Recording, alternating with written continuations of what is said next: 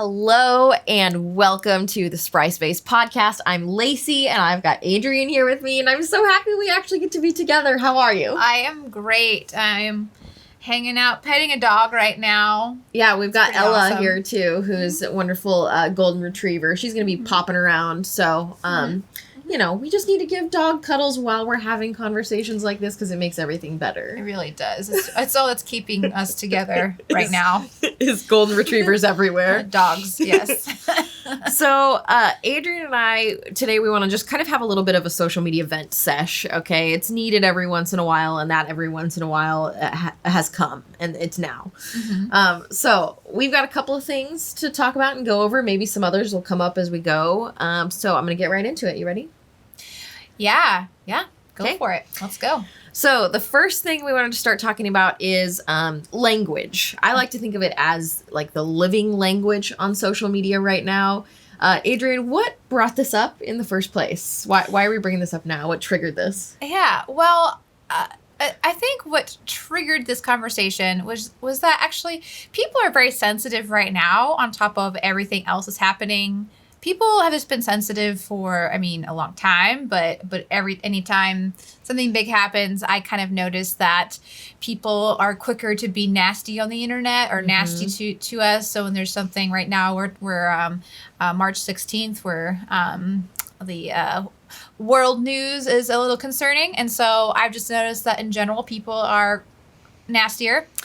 And then specifically today, we got an email from a client that somebody had pointed out that the recent email campaign that we sent out had a grammar typo, and they weren't very nice about it at all. And it really just, tailspin into just a negative place. Yeah, the best thing about it to me was there was some mini paragraphs of content, and it was one there that was the wrong kind of there. And this person wrote out paragraphs of response saying, on this spot in this email, there was this error, and what does that say about your professionalism? And went through all that trouble to send an email. Yep. To make sure that we knew that there was a misuse of there versus there. Yes, and it just really first of all, it was not great to getting that email, having your professionalism called into question. But then you start thinking about it. I was thinking about being a social media manager and the amount of times that I've had to just let go of the super proper standard English translation, English grammar, English spelling, and how social media right now, you go on there, the funniest accounts I'm a part of have terrible spelling. Their structure is not a standard. An English teacher would have a heart attack. However, I find them to be the funniest accounts. The most entertaining places I go on the internet are places of grammar chaos. And so I'm just like, that's not wrong. Yeah, it's interesting. There's this big work pressure around professionalism, and it can come out in all sorts of industries. And in our industry specifically, there's so much content writing that goes on that it would be very easy to fall into the trap of trying to be as professional as possible. But the truth is that professionalism actually comes from a place that is really based in kind of this white European white supremacy standard, that this one standard is the highest, the best, the most professional. But in reality, the actual audiences that we serve when we're on social media are so niche, and the culture and communities within those audiences have their own set of standards. And so it's actually against thank you, Ella. It's actually against best practice, I would say, to hold a professional standard when you're trying to connect with specific audiences and specific communities that have their own culture. Exactly. Yeah, exactly. And I was just, as you were talking, I was thinking about during the pandemic and now that people are going, quote unquote, back to work, there's so many jokes out right now where people are kind of tongue in cheek. I saw this one business that was like, wear your pandemic outfit, and everybody came to work with like a tie, blazer on top, and then their like boxer briefs or like their pajama bottoms at the Yes. bottom, and everyone is kind of like a funny joke because honestly, I mean, being professional all the time is kind of uncomfortable. It's also like not human. No. You know, there's this element of becoming a cog in a wheel that is synonymous with professionalism. But the truth is, as people have had to be remote for a long time in many industries, we've been able to settle into our own humanity in a bit, quite a bit more than we were before. Yeah. And so asking people to put a mask back on and pretend like they don't know that it's possible for them to be productive without those standards is silly, in my opinion. Yeah, the truth is out. That people, you don't have to wear a blazer to do good work. That's right. It's so right. But you know, and like you said, Lacey, obviously we need to have proper grammar. We need to have good spelling. We need to have clear writing. And I'm not trying to say that free for all the time now. Just know your audience. But also, typos are not the end of the world. And when you work in a place, especially with communication, social media, etc., what I find is that our mistakes, our small mistakes, are the one thing everyone notices. Mm-hmm. Nobody externally will notice the error from accounting, you know, or the little bit of embezzlement here and there. Or not saying that it's analogous, but you know, there could be really shady things behind the background that nobody sees, but everybody notices the one time you use the wrong there. Okay. So that actually does bring up this really important point that we talked about when we were prepping for this too, is that sometimes typos can even be used as a tool. Yes. Okay. So when people have this this filter to kind of hone in on mistakes, first of all, they're really missing the point of content. Like, can you be big enough to look past quote unquote mistakes to see the spirit of a message? I think that is what we all should be striving for. Oh, absolutely.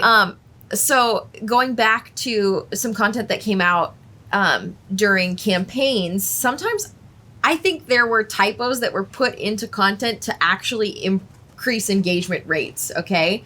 We know that there are people who will call out mistakes. And what do they do when they call out that mistake? Oh, they share that piece of content and say how dumb this person is because they put out content that had mistakes in it. But that boosts their content in the algorithm. Exactly. Oh, exactly.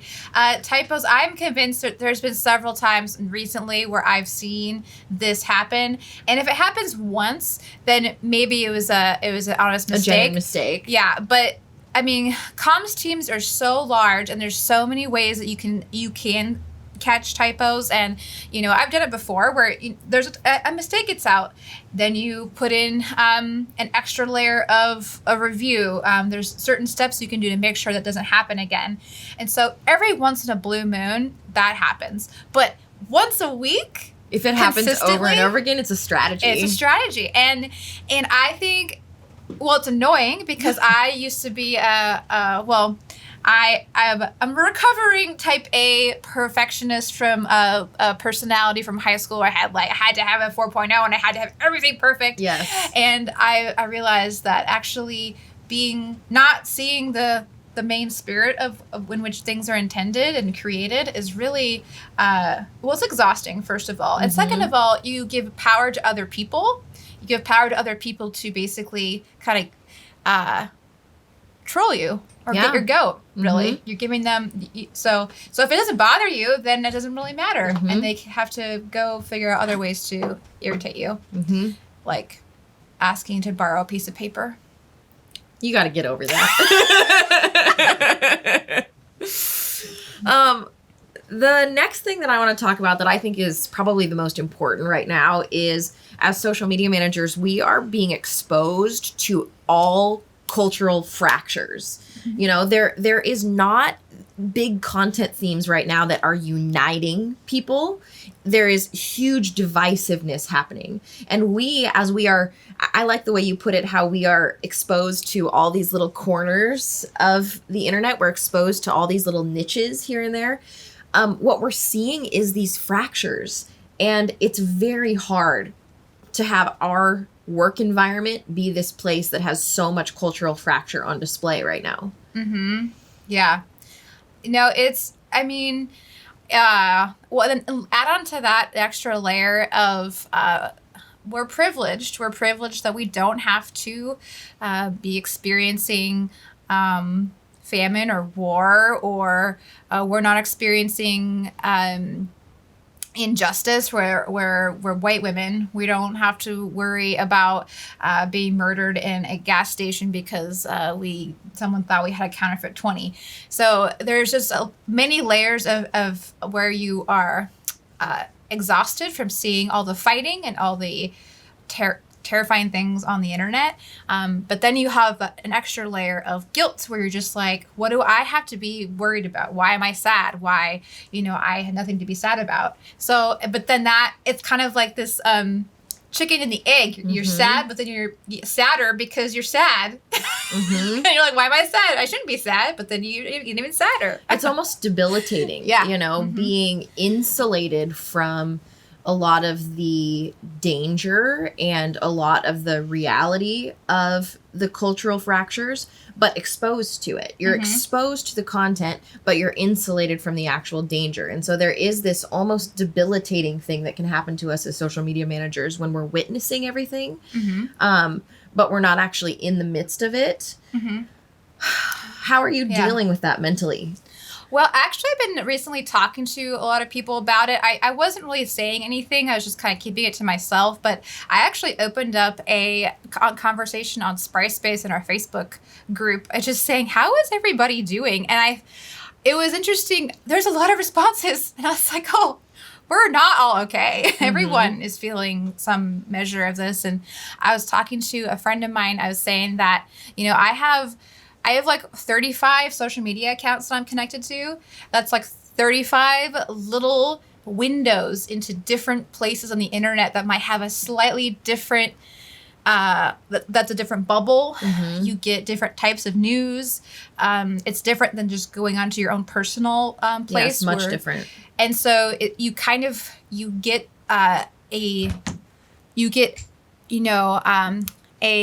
this fracture, or we have the pandemic, or we have the war, or we have anything big seen in a refraction, all these different places, and then you start to wonder, like, what is real? You have this like fake news thing where we're talking about who do we trust, how find the evidence, and all that starts to become extremely exhausting because you just are seeing it from so many different places. And I think one thing that does help is actually seeing people in real life and remembering that generally people are really awesome. It's true. And I think that's why now that we're all kind of obviously want to be careful with vulnerable populations with the pandemic and with being sick, I totally don't want to minimize that, but I'm so excited to see people. I remember that there are good people. Yes. Just like turning off from what's on your screen for a while and living in our real world is a bit of a cure. Yeah. For that, at least for that debilitating. Right. Which we couldn't have that cure during the pandemic when we were all isolated. And I think that now that we're kind of coming out of that, I'm remembering, like, oh yeah. Yeah. This is so it's I don't know. I don't know the answer, Lacey, but I think that just talking about it and recognizing it and then doing something good for someone else IRL is all I can think of. Yeah, and the biggest thing, we've talked about it before, but I think that most of us can do to kind of help these fractures, because nobody wants there to be cultural fractures in all issues. So I think the best thing we can do as individuals even is just to make sure that we're checking all the sources of our content. It's way too easy for people to be taken advantage of on social media by people with bad intentions to move ideas along. They know how to game the algorithm. So it's our jobs as individuals to be mindful and knowledgeable about how the algorithms work in a way that allows us to make sure that we're not inadvertently passing on information that is inaccurate and increases the depth of those fractures. Exactly. Okay, then the last thing that I think I want to go over with you is let's go through something that's a little bit softer. Just the rate of platform evolution right now as a social media manager.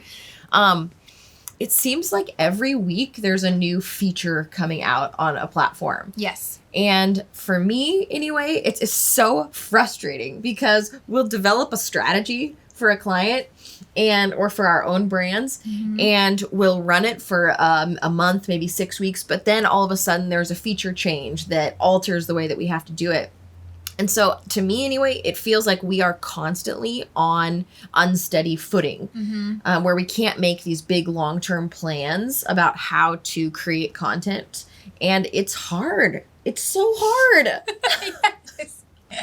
I don't know what to do. Yeah. It's like, I actually, for some reason, I was just thinking, like, I can never be a doctor. I am not about that blood. I'm not about working on bodily fluids. I am so glad we have them. However... Bodily fluids? Yeah. Or doctors? Doctors. No, I'm glad that I don't have to be a doctor. I'm glad we have bodily fluids. And I'm glad we have those too, because they're really like essential to like life, you know? But what I'm trying to say is like the human body like is pretty much the same. Like, we don't grow new features every week. No. Like, there's things that they still don't understand about us, for sure, and it's not exactly like being a social media manager, but what I'm trying to say is, like there's certain, like, studies where you just study that one thing, and it's a constant, and you study it. Yes. And you learn about it, and you're just, like, constantly, like, focused on it. For us, we're just, like, riding a little unicycle, being like, What's Mark Zuckerberg gonna like throw out today? Yes. What kind of hill is he gonna build us? Oh, he has like some marbles he's gonna throw out. We're gonna have to like navigate around those. Yes. You know? It's why we're all a little kooky. And especially it's our job really as social media managers is we're like in a competition for people's attention. Yes, we are. And like people's attention spans are also evolving at a high rate. Oh, yes. My sister is a 5th grade teacher, and I was just talking to my parents. So my parents are in their late 60s, 70s, and they were talking about, my mom was saying, she loves public broadcasting, by the way, but she was saying, she was just like, I think it all started with Sesame Street. Because Sesame Street created these little bite-sized pieces for kids to watch because it grabbed their attention. They taught a little lesson and then they moved on. But that means that, like, you know, and it's probably before Sesame Street, there was something else that was coming along. But she said that, and I was like, that is so interesting to notice that. But then, I mean, that was on TV, but then it morphed into the internet. But still, like, from Sesame Street, it goes, which was maybe like 10 minutes, a 10-minute, 5-minute segment. Now we're down to TikTok, which is like under 10 seconds. Yes, 10 seconds. So you have to like catch people's attention 10 seconds. And if you're teach in that amount of time or entertain in that amount of time. Yes. And there's a great art to it, and it's amazing when there's really amazing educators that can teach in that amount of time. But there's also something to be said for is that concept of the 1,000 hours or the 10,000 hour concept where you master something. Yes. And I mean, my analogy for that is snowboarding. I've snowboarded for 25 years of my life, and I've had countless wrecks where I have to get back up and just do it again and do it when I don't want to. Yes. And you just do it, and you can't just do it for 5 seconds and then be like, I learned all I need to learn. Yes. I'm done now. It is like so long. And so it's kind of like, what do we do with kids in education of the future where how do we educate in 6 seconds, but then lead into like a deeper reading a whole book? Like my sister, a 5th grade teacher, she's like, I have to bribe my students to read a whole book, a whole chapter book. And I don't know. It's like kind of sad. It makes me kind of sad. But anyway. I don't have the answers. I've increased my meditation from like 5 seconds to like 5 minutes lately. That's Is impressive. that helpful? That's amazing. That can give me at least internally a sense of a little bit more stability since I have such little control of my outside environment. I think you're onto something. Isn't meditation, aren't they doing it in schools now? I don't have kids. I don't know what they do in school. I don't think my kids are, but I know there are programs that they are. Mm-hmm. I think that's good. Mm-hmm. You know, well, and you think about we're not allowed to be bored anymore, or we're not allowed. I mean, you can be bored, but people don't like to be bored. I don't think we like to be bored. I think we like to be entertained. I think constantly. we're addicted to dopamine. So it's not even so much of a preference anymore. It's what we're programmed for.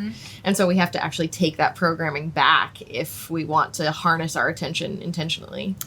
Dang, do we need to like have addiction experts like employed in every single like in our HR departments and in our schools? It'd be nice if the platforms, like managed themselves to try to not be addictive in a way that was negative to the human population. But I'm not sure we're going to get that. Oh, no. That's not going to happen. Not when it's publicly traded. Nope. Not when there's shareholders making tons of money off of people arguing about there. Amen. All right. Well, let's call that good for today. Ella just put my chair down a few notches. I think she wanted me a little closer to her. Ella's like, I have something to say. It's been nice to have an emotional support dog this whole time. Exactly. Exactly. All right. Well, thank you for hanging out with us for a little while. I hope that this was, I don't know, was it entertaining to you? If we could get it down to 7 seconds to make it a hook for you, we would. But we can't. She's putting me down again. We're done. I feel like she should say bye. Yeah. Ella, can you say bye? If you're a social media manager, we want to know how you're doing. How are you doing? Let us know. You can commiserate. We would love that. We'll have a joint vent sesh all together soon. We hope you have a good rest of your day, and we will talk to you soon. Bye. Bye.